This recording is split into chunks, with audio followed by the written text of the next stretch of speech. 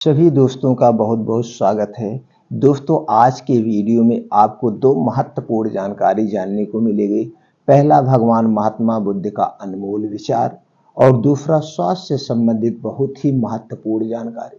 तो दोस्तों, चलिए पहले सुन लेते हैं भगवान महात्मा बुद्ध के उपदेश को। कभी कभी अधिक लालच व्यक्ति को सोचने समझने की शक्ति को छीड़ कर देता है।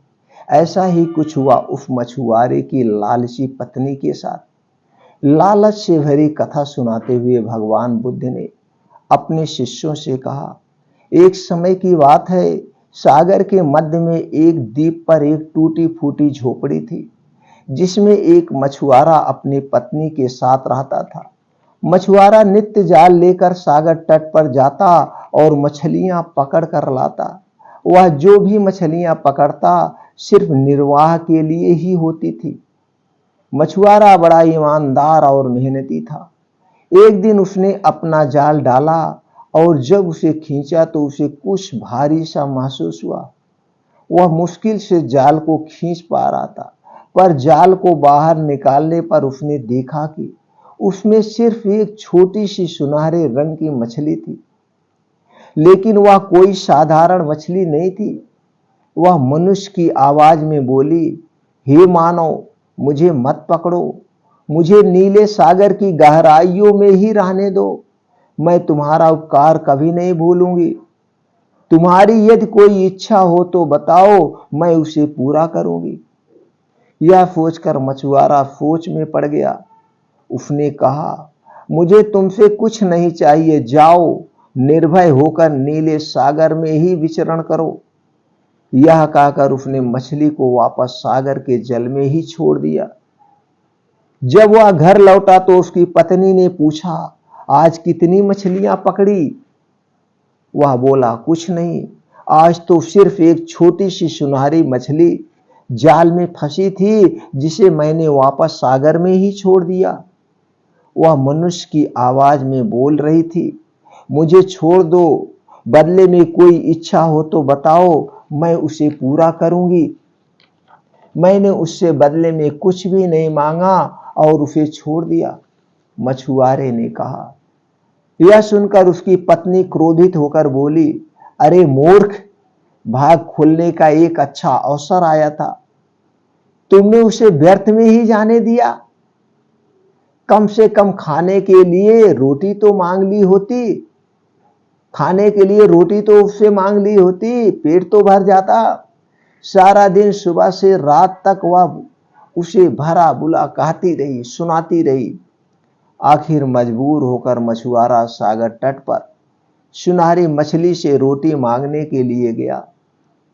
सागर के किनारे खड़े होकर उसने जोर से आवाज लगाई, मछली, ओ सुनहरी मछली, जरा मेरे पास आओ। उसकी आवाज सुनकर सुनहरी मछली किनारे पर आई। उसने मछुआरे से पूछा, बोलो क्या चाहिए तुम्हें? मछुआरे ने कहा, मेरी पत्नी मुझ पर बहुत नाराज हो रही है, उसने मुझे तुम्हारे पास रोटी मांगने के लिए भेजा है। मछुआरे ने ऐसा कहा। मछली के आश्वासन पर मछुआरे ने घर पहुंचकर देखा कि सचमुच वहां पर रोटियों का ढेर लगा हुआ था। पत्नी ने कहा, घर में रोटियों की कमी नहीं है, पर कपड़े धोने वाले टब में छेद हो गया है। जाओ सुनहरी मछली से कपड़े धोने वाला नया टब भी मांग लाओ। मछुआरा पुनः सागर तट पर गया। उसने आवाज लगाई, मछली, ओ सुनहरी मछली, मेरे पास आओ। आवाज सुनकर सुनहरी मछली किनारे पर आई और मछुआरे से पूछा, अब क्या चाहिए तुम्हें? मेरी पत्नी को कपड़े धोने का एक टब चाहिए। मछुआरे ने कहा। मछली ने उसकी यह मांग भी पूरी कर दी। इसके बाद मछुआरे ने अपनी पत्नी के कहने पर अपनी झोपड़ी की जगह नया घर मांगा, लेकिन उसकी पत्नी इतने पर भी संतुष्ट नहीं हुई। उसने खुद को एक सुंदर स्त्री बनाने की मांग रख दी। नया घर मिल जाने के बाद उसकी पत्नी पहले से भी अधिक गुस्से में थी। उसने मछुआरे से कहा, अरे मूर्ख, तुम्हें कोई भी अच्छी बात क्यों नहीं सूझती? तुमने नया घर मांगकर सोच लिया कि बस इतना ही काफी है। तुम उस सुनहरी मछली के पास जाओ और उससे कहो, मैं एक सुंदर स्त्री बनना चाहती हूं। जाओ और मेरी पत्नी को सुंदर स्त्री बना दो, ऐसा मांग कर आओ। मछुआरा अपनी पत्नी के कोप से डरता था, इसलिए वह फिर से समुद्र के किनारे पहुंचा और मछली को बुलाकर अपनी मांग बताई। मछुआरे की मांग पर मछली ने कहा, जाओ, दुखी मत हो, जैसी तुम्हारी पत्नी की इच्छा है वैसा ही होगा। मछुआरा घर पहुंचा तो उसने देखा, इस बार उसके पुराने घर के स्थान पर एक 3 मंजिला भव्य मकान था, जिसमें कई नौकर चाकर काम में लगे थे और उसकी पत्नी एक ऊंची कुर्सी पर सज धज कर विराजमान थी। उसने अपनी पत्नी से कहा, कैसी हो मेरी सुंदरी पत्नी? पत्नी यह सुनकर गुस्से में आग बबूला होकर चीख पड़ी, अरे बेशरम, मेरी जैसी सुंदर स्त्री को अपनी पत्नी कहने की तुम्हारी हिम्मत कैसे हुई? नौकरों, इधर आओ, इस व्यक्ति को पकड़कर 40 चाबुक लगाओ, जिससे इसके होश ठिकाने आ जाए। आदेश पाकर नौकर दौड़ते हुए आए और उसकी गर्दन पकड़कर खींचते हुए अस्तबल में ले गए। वहां उसे चाबुक से इतना मारा कि वह बड़ी मुश्किल से खड़ा हो सका। इसके बाद उसकी पत्नी ने कहा, अब से तुम इस घर के नौकर हो। यह कहकर उसने एक झाड़ू थमाकर पूरे घर की सफाई का कार्य सौंप दिया। बेचारे मछुआरे का जीवन नरक हो गया। मछुआरा सारा दिन सफाई में ही लगा रहता। गलती होने पर उसकी पीठ पर चाबुक लगाए जाते थे। वह सोचता, कैसी स्त्री है यह, अच्छे दिन आने पर अब मुझे अपना पति ही नहीं समझती। कुछ दिन बाद उसने पुनः मछुआरे को बुलाया और कहा, जाओ सुनहरी मछली को फिर से कहो कि मैं अब रानी बनना चाहती हूं। मछुआरे की मांग पर सुनहरी मछली ने उसकी पत्नी को रानी बना दिया। मछुआरा अब घर वापस आया तो उसने देखा कि उसके पहले वाले घर के स्थान पर सोने का भव्य महल था। सैनिक महल के चारों तरफ निगरानी कर रहे थे। उसकी पत्नी रानी की तरह रत्न जड़ित पोशाक में महल से बाहर मनोरम दृश्य को निहार रही थी। धीरे धीरे उसे रानी की जिंदगी से भी ऊब महसूस करने लगी। उसने सैनिकों को आदेश दिया, जाओ, मेरे मछुआरे पति को मेरे सामने हाजिर करो। सैनिकों ने अविलंब मछुआरे को उसके सामने हाजिर किया। उसने कहा, सुनो, अभी जाओ और तुम्हारी मछली से और उस सुनहरी मछली से कहो कि अब मैं पूरे सागर की मालकिन बनना चाहती हूं, जिससे उसमें रहने वाली सभी मछलियां मेरा आदेश माने। मछुआरे ने उसकी बात मानने से इनकार कर दिया, पर स्त्री की धमकी के आगे उसका इनकार व्यर्थ ही रहा। अतः विवश होकर वह पुनः तट पर गया और सुनहरी मछली को आवाज देने लगा। इस बार सुनहरी मछली नहीं आई। उसने फिर आवाज लगाई। वह बहुत देर तक पुकारता रहा, तब कहीं सुनहरी मछली उसके पास आई। उसने आते ही पूछा, बोलो, क्या चाहिए तुम्हें? तब मछुआरे ने दुखी स्वर में कहा, मेरी पत्नी का लालच धीरे धीरे बढ़ता ही जा रहा है। अब वह सागर की मालकिन बनकर मछलियों पर राज करना चाहती हैं। सुनकर सुनहरी मछली ने इस बार मछुआरे को कुछ भी नहीं कहा। वह कुछ भी नहीं बोली। वह पीछे मुड़ी और सागर में जाकर विलुप्त हो गई। मछुआरा वापस पत्नी के पास गया। उसने देखा कि महल के स्थान पर अब पहले की ही तरह एक टूटी फूटी झोपड़ी है। नौकर चाकर सैनिक बाग बगीचे सभी गायब हो गए हैं। झोपड़ी के अंदर उसकी पत्नी फटे पुराने कपड़ों में दुखी होकर बैठी है। उसे अपने किए पर बड़ा पछतावा हो रहा है। मछुआरा और उसकी पत्नी दोनों पहले की ही तरह जीवन यापन करने लगे। मछुआरा रोज जाल लेकर सागर तट पर मछलियां पकड़ने जाता, पर उसके जाल में सुनहरी मछली फिर कभी नहीं आई। दोस्तों, आप इस छोटे से कहानी से क्या ज्ञान प्राप्त हुआ, हमें कमेंट सेक्शन में जरूर बताएं। और अगर आपको लगता है एक कहानी जन जन तक पहुंचनी चाहिए, तो दोस्तों इस कहानी को जन जन तक जरूर पहुंचाइए, जिससे उनके भी जीवन को बदला जा सके।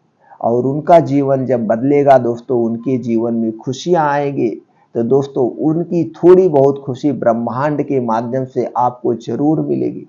अगर हम दूसरे की जिंदगी में उजाला करते हैं तो मेरे जिंदगी में ऑटोमेटिक उजाला हो जाता है। अगर हम दूसरे को खुशी देते हैं तो हमें खुशी मिलती है। यह ब्रह्मांड का नियम है दोस्तों, नियम है। इसलिए दोस्तों दूसरों की सेवा करें और कभी झूठ का सहारा ना लें, कभी लालच का सहारा ना लें। तो दोस्तों चलिए जानते हैं वो कौन सी 4 चीजें हैं जिसे हमें छोड़ देना है, क्या खा लेना है। तो दोस्तों सबसे पहले हम ये जानते हैं शुगर क्या है। अगर आपको शुगर हो गया दोस्तों, शुगर होने के क्या क्या कारण है।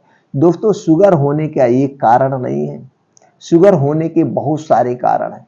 लेकिन सबसे पहले आपको इसके लिए जानना होगा आपके शरीर का निर्माण कैसे हुआ। दोस्तों आपके शरीर में 5 तत्व पाए जाते हैं, पृथ्वी, जल, अग्नि, वायु और आकाश।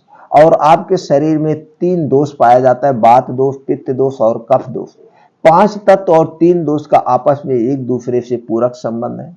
अगर आपके शरीर के किसी भी तत्व की कमी होती तो भी आपके शरीर में विकार होता है। जैसे कैल्शियम की कमी हो गई, विटामिन डी की कमी हो गई, तो आपके शरीर की सारी हड्डियां कमजोर हो जाती हैं, आपका इम्यूनिटी सिस्टम वीक हो जाता है। और आपके शरीर के इन 3 दोषों में कोई भी दोष गड़बड़ हो गया, आपने कुछ ऐसा चीज खा लिया, तो आपके शरीर में 100% बीमारियां होती हैं। तो समझते हैं दोस्तों, अगर आपके शरीर का वात दोष गड़बड़ हो गया तो आपके शरीर में 60 से 70% बीमारी होगी। आपके शरीर में अगर दोस्तों पित्त दोष गड़बड़ हो गया तो 15 से 20% बीमारी होती है। और आपके शरीर का अगर कफ दोष गड़बड़ हो गया तो आपके शरीर में दोस्तों क्या है, 5 से 10% बीमारियां होती हैं। तो आप समझ गए कि 100% बीमारियां आपके इन 3 दोषों की कमी में होती है। इसलिए अपने शरीर के इन 3 दोषों को हमेशा बैलेंस रखिए। हमको क्या खाना है क्या नहीं खाना है बहुत जरूरी है। अब मोटापा होने का क्या कारण है। मोटापा होने का जो सबसे बड़ा कारण है दोस्तों, आज की लाइफ स्टाइल।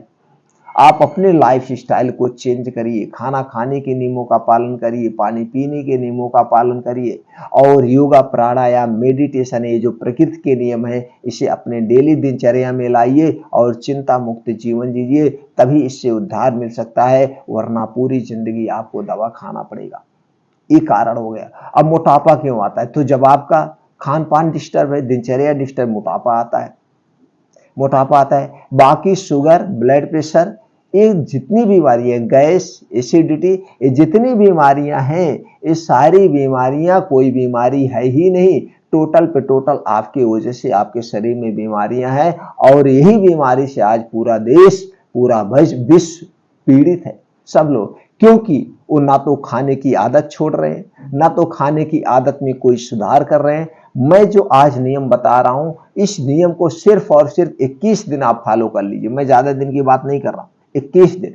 21 दिन में देखिए आपके शरीर जो है पुनः निर्माण कर लेगा। आपका शरीर का हर एक अंग अपने आप को स्वतः ठीक कर लेगा। अगर आपके शरीर में कोई भी बीमारी प्रवेश करेगी नहीं, पहली बात, अगर प्रवेश करती भी है तो आपका शरीर खुद ब खुद ठीक कर लेगा। इस बात को आप हमेशा याद रखिए, हमेशा याद रखिए। तो दोस्तों आप अपने शरीर की बात, पित्त, कफ को बैलेंस रखिए, कभी कोई बीमारी नहीं होगी। अब चलिए हम जानते हैं क्या हमें नहीं खाना है, किस तरह से शुगर को बढ़ाता है। और ये चीजें शुगर को क्यों बढ़ाता है, तो आपके शरीर में चीजें खाएंगे, मोटापा आएगा, आपका पाचन तंत्र गड़बड़ होगा। और जिसका पाचन तंत्र गड़बड़ होगा, पैनक्रियाज ठीक से काम नहीं करेगा। और जब आपका पैनक्रियाज ठीक से काम नहीं करेगा तो दोस्तों इंसुलिन सही मात्रा में नहीं बन पाएगी, तो आप डायबिटीज, शुगर के मरीज बने रहेंगे। जिनका पैनक्रियाज गड़बड़ होता तभी होता है। और पैनक्रियाज कब गड़बड़ होगा, जब आपका पाचन तंत्र गड़बड़ होगा। पाचन तंत्र कब गड़बड़ होगा, तो जो नियम के विरुद्ध आप जाएंगे तो आप होगा ही। जो नहीं खाना वो आप खा रहे हैं, तो सबसे पहले आप खाने की दिनचर्या पे चेंज करिए, खाने के नियमों में संशोधन करिए। दोस्तों जब भी खाइएगा, आप जानते हैं आपके शरीर में 2 चक्की पाई जाती है। एक होती मुँह जहाँ पे 80% खाना पचता है और दूसरा आपका पाचन तंत्र, यहाँ पे 20% खाना पचता है। तो जब भी जो कुछ भी आप खाइए उसे 32 बार चबा-चबा के खाइएगा, तो आपका दोस्तों पाचन तंत्र कभी बीमार ही नहीं होगा, कभी वीक ही नहीं होगा। तो जो कुछ खाना उसे आप 32 बार चबा-चबा के खाएँगे। खाना खाते समय आपको एक बूँद पानी नहीं पीना है। आयुर्वेद शास्त्र में लिखा है खाना खाते समय पानी पीना विष के समान है। आप खाना खाने के 1 घंटे पहले पानी पी सकते हैं। खाना खाने के आप 1.5 से 2 घंटे के बाद पानी पिएँगे तो ये अमृत के समान है। बस इतना जान लीजिए। इस पे बहुत डिटेल में चर्चा कई वीडियो हो चुकी है, बना है, आप वहाँ देख सकते हैं। अब आपको दोस्तों खाना, रात का खाना आप दिन डूबने के पहले खाने का प्रयास करिए, जो कि हमारा प्रकृति कहता है। अगर ऐसा आप नहीं कर पा रहे हैं तो 8 बजे तक लेटेस्ट खा लीजिए, लेकिन 8 बजे के बाद आप कुछ भी खाना मत खाइए। और रात का खाना जो आप खाइए नाम मात्र खाइए, नाम मात्र, जैसे आपने खाया नहीं, भूख मिट जाए। अब इसके लिए 1-2 रोटी या दोस्तों थोड़ी सी सब्जी आप खा सकते हैं बस। रात 8 बजे जब आप खाना खा लेंगे, खाना खाने के बाद आप वहीं पे आप आधे घंटे बैठे रहिए। आधा घंटा बैठने के बाद आपको 1000 कदम टहलना है। खाना खाने के 2 घंटे के बाद ही सोना है। यानी कि आपने 8 बजे खाना खाया तो आप 10 बजे तक सो जाएंगे। तो जब आप 10 बजे सो जाएंगे, नहीं तो 11 बजे तक लेटेस्ट आप हो जाइए। अगर आप 10 से 11 के बीच में सो जाते हैं तो आप सुबह उठ जाएंगे, जिसे हम ब्रह्म मुहूर्त कहते हैं। तो ब्रह्म मुहूर्त में दोस्तों हमारी प्रकृति में जो है स्वच्छ हवाएं चलती हैं, स्वच्छ ऑक्सीजन हमको मिलेगा। तो ब्रह्म मुहूर्त में उठने के बाद 3 से 4 से 5 बजे जब भी उठिएगा, उठने के बाद तुरंत बासी मुंह आपको 2 से 3 गिलास गुनगुना पानी पीजिए, या तो हो सके तो नींबू पानी पीजिए। अगर आप नींबू पानी पीना तो दोस्तों किसी मिट्टी के बर्तन या कांच के बर्तन में घोल के ही पीना, ऐसे मत पीना। अगर नॉर्मल पानी पी रहे हैं तो दोस्तों गुनगुना पानी पीने के बाद आप फ्रेश होइए। फ्रेश होने के बाद आपको मॉर्निंग वॉक जाना है, इसे डेली रूटीन में जरूर शामिल करना है। मॉर्निंग वॉक कितना करना है दोस्तों? मॉर्निंग वॉक आपको करना है कम से कम 5 से 6 किलोमीटर, और इसे आधे घंटे में आपको कवर करना है, आधे घंटे में। अब जब इसे आप आधे घंटे में कवर करेंगे तो आप दौड़ लगाना पड़ सकता है, खूब तेज चलेंगे। और जब तेज चलेंगे तो हार्ट बीट आपका तेज होगा, यानी ब्लड सर्कुलेशन आपके शरीर में तेज होगा। और जितने तेज ब्लड सर्कुलेशन होगा दोस्तों, आपके शरीर में गर्मी उत्पन्न होगी, पसीना होगा, और ये गर्मी पसीने के माध्यम से आपके शरीर के जो विषैले पदार्थ हो बाहर निकल जाएंगे, विषैले पदार्थ बाहर। अब ये मॉर्निंग वॉक आप नंगे पांव करिएगा, नंगे पांव जमीन पर करिए जहां मिट्टी हो, या दोस्तों जहां पे हरी घासें हो, उसके बहुत सारे बेनिफिट्स हैं। अब दोस्तों आपने मॉर्निंग वॉक कर लिया, अब वहीं बैठ के कहीं पे भी आप बैठ जाइए। बैठने के बाद 2 योगा आपको करना है, अनुलोम विलोम और कपालभाति। ये दोनों योगा 15 से 20 मिनट करेंगे तो दोस्तों आपका पाचन तंत्र कभी खराब नहीं होगा। आपको heart attack, paralysis, blood sugar, जितनी भी बीमारियां हैं 21 दिन में क्योर हो जाएंगी, अपने आप क्योर हो जाएगी। उसके बाद वहीं पे आपको मेडिटेशन करना है। मेडिटेशन बैठ के बस सूर्य की तरफ मुंह करके मेडिटेशन करिए। चिंता मुक्त जीवन जीजिए, चिंता चिता के समान है। मेडिटेशन डेली करिए, अपने आप को समझिए, अपने आप क्या है, आपके अंदर कैसी अथाह शक्तियां भरी हुई हैं, ये आपको करना है।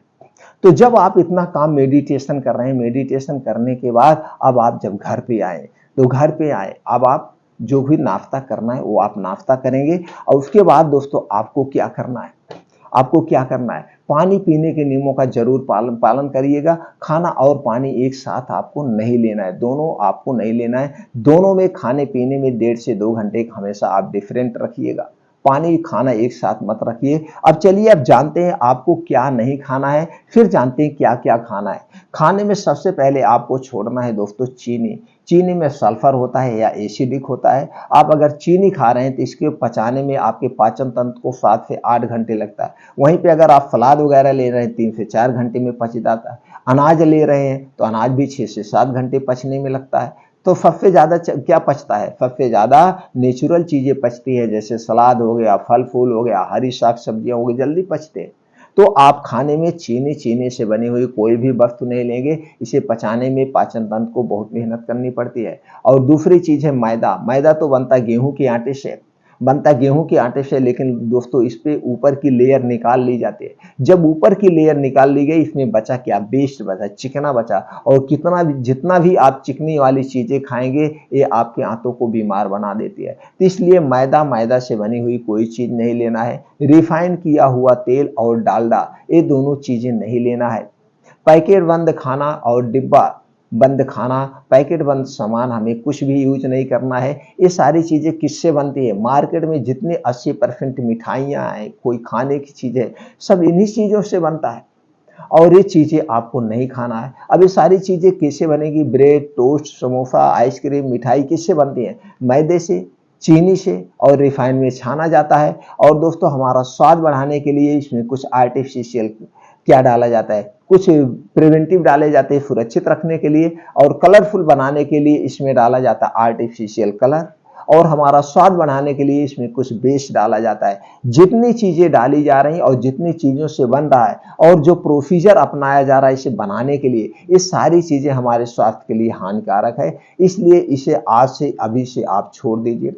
ठंडा पेय पदार्थ आपको कुछ भी नहीं लेना, धूम्रपान, अल्कोहल कुछ नहीं लेना है। फ्रिज में रखा हुआ कोई भी सामान नहीं लेना है, बल्कि आज से अभी से अपने घर से फ्रिज आप निकाल दीजिए। आपके घर में फ्रिज की कोई जरूरत ही नहीं। हम लोगों को फ्रिज कोई जरूरत नहीं। खाना हमें ताजा खाना है, सब्जी हम ताजी ला ला के खा रहे हैं, पानी हमें नॉर्मल पीना है, तो फ्रिज की जरूरत ही क्या है?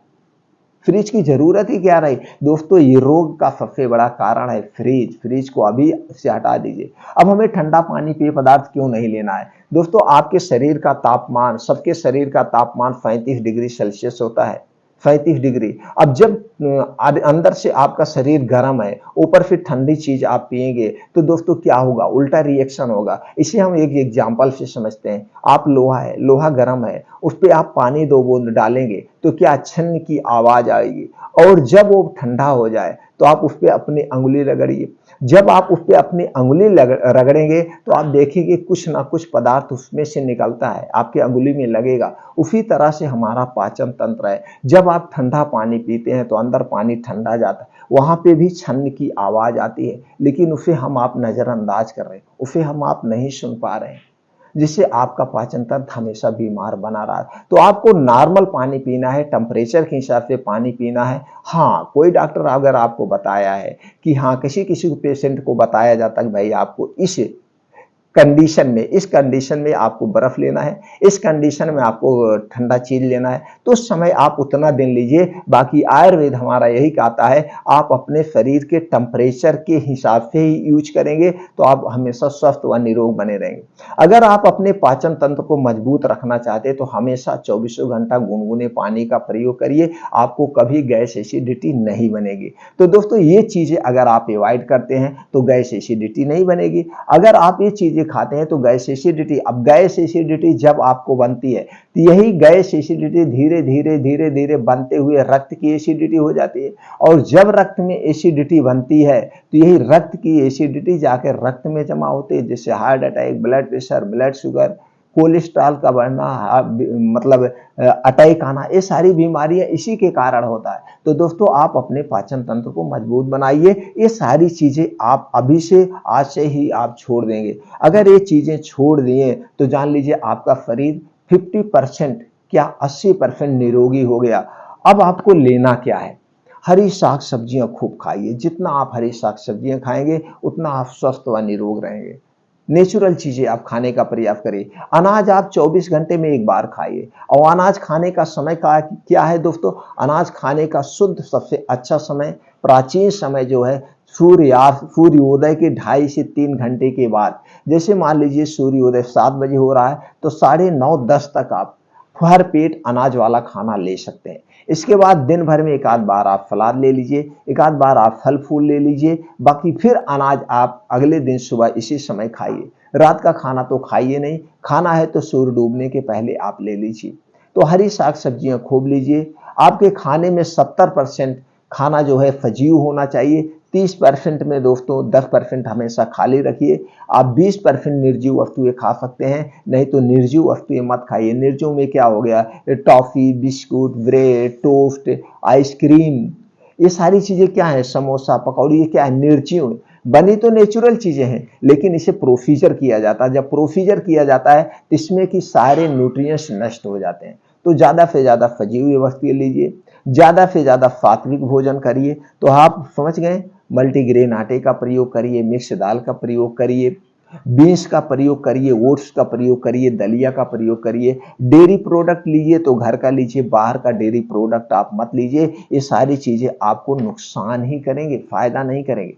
अगर इन नियमों का आपने पालन कर लिया तो दोस्तों आपको कभी कोई बीमारी होगी नहीं। तो आप समझ गए ये नियम कौन कौन से हैं। आपने प्रकृति नियम का पालन कर लिया, खाना खाने के नियमों का पालन कर लिया, आपने डेली रूटीन में योगा, प्राणायाम, मेडिटेशन को आपने शामिल कर लिया। तो दोस्तों इतना ही अपना लीजिए 21 दिन के लिए, और 21 दिन बाद आप देखिए आपका शुगर लेवल अपने आप कम हो जाएगा, शुगर लेवल अपने आप कम हो जाएगा, आपका शरीर रिपेयर अपने आप को कर लेगा, कभी कोई बीमारी नहीं होगी आपको। और एक चीज करिएगा, साल भर में एक बार या 2 बार, साल भर में 1 या 2 बार दोस्तों, ये जो कीड़ी की टैबलेट आती है, किचुआ की टैबलेट कहा जाता है, कीड़े का टैबलेट कहा जाता है, इसे आप डॉक्टर की सलाह पर जरूर ले लिया करिए। किसी डॉक्टर से आप सलाह लीजिए, क्योंकि आप कितना भी हाथ धुल के खा रहे हैं, कितना भी हाथ धुल के खा रहे हैं, कभी कभी ऐसे हो जाता है आप मार्केट में कहीं पे हैं, आप किसी के यार दोस्त का समोसा खाने लगे, पकौड़ी खाने लगे, कुछ खाने लगे तो हाथ नहीं धुले, ऐसे उठा के खाने लगते हैं।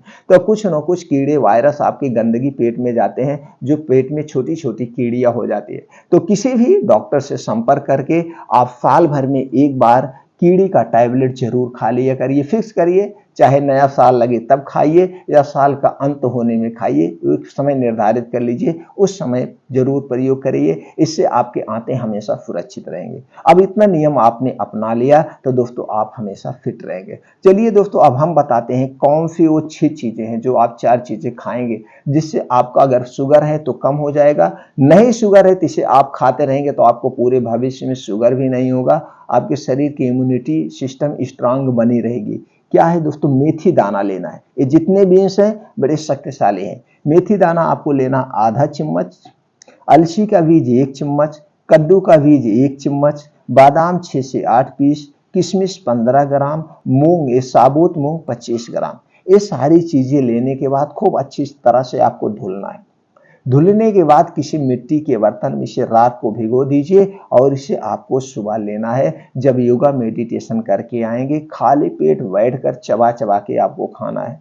बस इतना ध्यान रखना है, इसे खाने के 1 घंटे पहले कुछ नहीं खाना पीना है, और इसे खाने के 2 से ढाई घंटे तक कुछ भी खाना पीना नहीं, 1 घूंट पानी भी नहीं पीना है, चाय बिस्किट कुछ नहीं लेना है, तभी इसका पूर्ण रूप से आपको फायदा मिलेगा। हाँ, जो बादाम जब आप खरीदिएगा तो दोस्तों ध्यान दीजिएगा कि ये बादाम जो है आपको खट्टी और मीठी 2 बादाम आती है, तो आप खट्टी वाली बादाम नहीं लेंगे, उसमें पॉइजन, फाइनाइट टाइप का पॉइजन पाया जाता है जो आपके लिए, स्वास्थ्य के लिए हानिकारक हो सकता है। मीठी बादाम हमेशा लीजिए। और दोस्तों ये जो कद्दू का बीज है, ये अलसी का बीज है, ये कद्दू का बीज जो है दोस्तों ये आपको मिलेगा जो पंसारी हैं उनके यहाँ, खाने वाला अलग से आता है और जमाने वाला अलग से आता है। जमाने वाला मत लीजिएगा क्योंकि इसे केमिकल में शोधित किया जाता है, वो आपके स्वास्थ्य के लिए हानिकारक है। तो खाने वाला कद्दू का बीज आपको पंसारी की दुकान से मिल जाएगा, किराने वाले भी रखते हैं, या जड़ी बूटी के अलग से दुकान होती है वहां से भी मिल जाएगा। तो वहीं से आप इसे खरीद कर रोज रात में खाइए, इसका कोई साइड इफेक्ट नहीं है, आप इसे हमेशा ले सकते हैं। अब दोस्तों अगर ये ले रहे हैं तो आपको ना तो पाचन तंत्र कभी खराब होगा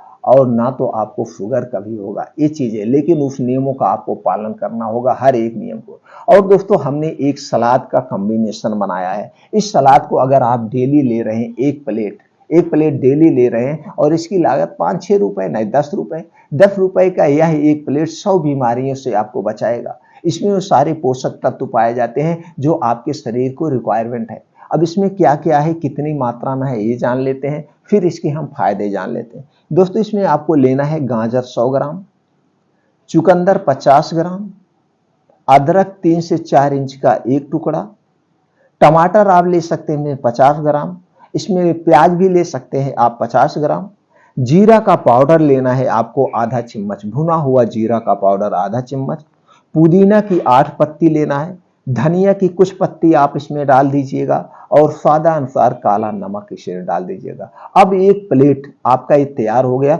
अब इसको क्या करना, इसको आप ऐसे कच्चे खा सकते हैं सलाद के तौर में, आप इसका जूस भी निकाल सकते हैं। इसका जूस निकाल के आप पी सकते हैं एक बार। अगर आप ऐसे खा रहे हैं तो आपको फाइबर ज़्यादा मिलेगा। जब इसमें से जूस निकालेंगे तो इसमें से कुछ चीज़ें निकल जाती हैं, जैसे आप जान ही रहे हैं। तो या ऐसे मिक्सर में जूस बनाएंगे तो आपको नहीं निकलेगा, तो ये पूरा मिल जाएगा। तो दोनों तरीके से आप इसे ले सकते हैं। अगर इसे आप रोज ले रहे हैं तो इसमें जो गाजर है प्रोटीन का खजाना है, विटामिन ए का खजाना है, और इसमें दोस्तों ये क्षारीय चीजें पाई जाती है जो कि रक्त की अम्लता को कम करती है। अदरक तो आप जान ही रहे हैं कि अदरक क्षारीय चीज है और ये भी रक्त की अम्लता को कम करता है। लहसुन जो है दोस्तों आपको हार्ट की बीमारी से बचाएगा, कोलेस्ट्रॉल को कम करता है। तो जितनी चीजें हैं, अब पुदीना जो है एंटीबायोटिक है, जान लीजिए आपके डाइजेशन को इंप्रूव करेगा, और इसमें जो धनिया की पत्ती है आपकी शुगर लेवल को भी खत्म करेगा। तो दोस्तों ये जो चीजें बनी हैं सर्वगुण संपन्न है। क्या है? सर्वगुण संपन्न है। तो इसे आज अपने दिन में, अब सलाद हमें कितना खाना चाहिए, इसे सलाद के तौर पे भी ले सकते हैं, जूस के तौर पे। अगर आप जूस के तौर पे ले रहे हैं तो 2 से 250 ml आप लेंगे। कब लेना है? इसे लेना है दोस्तों 5 से 6 बजे। 5 से 6 बजे क्या होता है, आप ऑफिस से आते हैं, ड्यूटी से आते हैं, कहीं से आते हैं, और जब सूर्यास्त होने को होता है तो उस समय आपका पाचन तंत्र बहुत स्ट्रांग होता है। आप जो कुछ भी खाते हैं, बड़ी तीव्र इच्छा होती है इस समय कुछ खाने को, तो आप क्या खाते हैं? समोसा खाते हैं, पकौड़ी खाते हैं, चाय पीते हैं, यही सब करते हैं। तो उस स्थान पे आपको ये जूस लेना है। अगर सलाद के तौर पे खा रहे हैं तो सलाद के तौर पे भी खाइए। तो उसी समय आपको 5 से 6 बजे या दिन में चाहे जब खाइएगा, बस याद रखना है इसके 1 घंटे पहले कुछ नहीं खाना पीना है, और इसे खाने के 2 घंटे बाद तक कुछ नहीं खाना पीना है, तभी इसका पूरा फायदा मिलेगा। अब हमें ये जानने की जरूरत है एक दिन में हमें कितना सलाद खाना चाहिए। एक दिन में हमें सलाद दोस्तों अपने ओजन का, जितना आपका ओजन है उसका 5%, जैसे आपका वजन 50 किलो है तो आप 250 ग्राम सलाद खाइए। अगर आपका वजन 60 किलो है तो आप 300 ग्राम सलाद खाएंगे। आप अपने वेट के हिसाब से सलाद को यूज कर सकते हैं। तो दोस्तों ये 2 तरीके से आप प्रयोग करिए, और ये दोनों चीजें सर्वगुण संपन्न है। आपके हर एक तरफ से आपके शरीर की सुरक्षा करेंगे, हर एक तरफ से आपके बीमारियों से बचाएंगे। एक बीमारी नहीं, बहुत सारी बीमारियों से। अगर ये दोनों ले रहे हैं तो आपको ना तो ब्लड शुगर होगा, ना तो ब्लड प्रेशर होगा, ना तो दोस्तों कोलेस्ट्रॉल होगा, ना तो अटैक आने की समस्या है। आपका पाचन तंत्र हमेशा स्ट्रांग बना रहेगा। लेकिन उसके साथ साथ आपको वो चीजें छोड़ना होगा जो हमने बताया। आपको प्रकृति के नियमों का पालन करना होगा, खाना खाने के नियमों का पालन करना होगा, पानी पीने के नियमों का पालन करना होगा, योगा, मेडिटेशन, प्राणायाम डेली रूटीन में शामिल करना होगा। तो ये सारी चीजें अपनाकर दोस्तों आप स्वस्थ व निरोग रह सकते हैं, शुगर जैसी बीमारी से बच सकते हैं।